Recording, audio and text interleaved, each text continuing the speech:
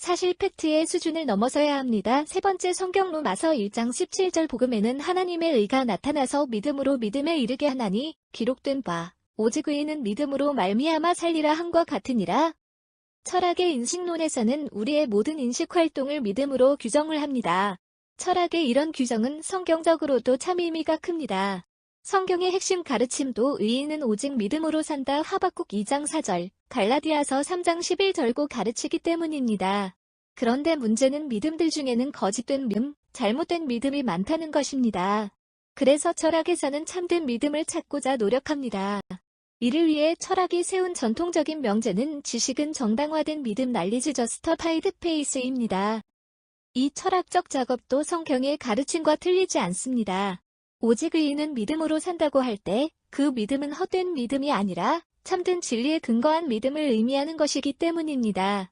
문제는 믿음들에 대해 어떻게 정당화할 것이냐 하는 것입니다.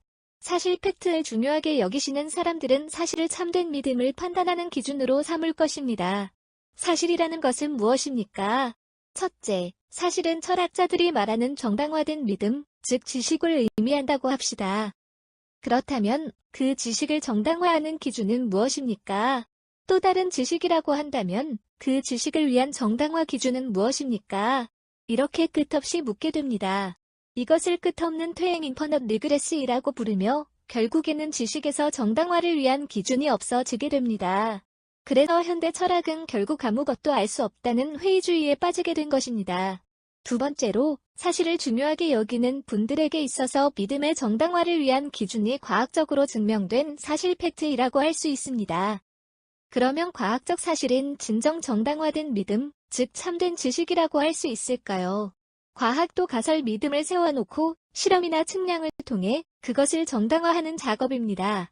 즉 과학에서는 실험이나 측량이 정당화의 기준이 됩니다.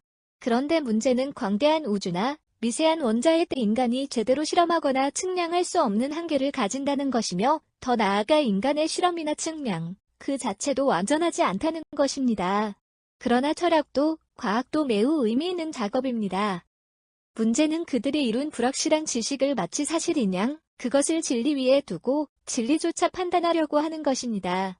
성경이 의인은 믿음으로 산다고 가르칠 때 의인은 하나님의 일반 계시 아래에서 철학적, 과학적 지식들도 인정하지만 하나님의 특별 계시인 성경을 근거로 한 믿음으로 살아간다는 말씀입니다.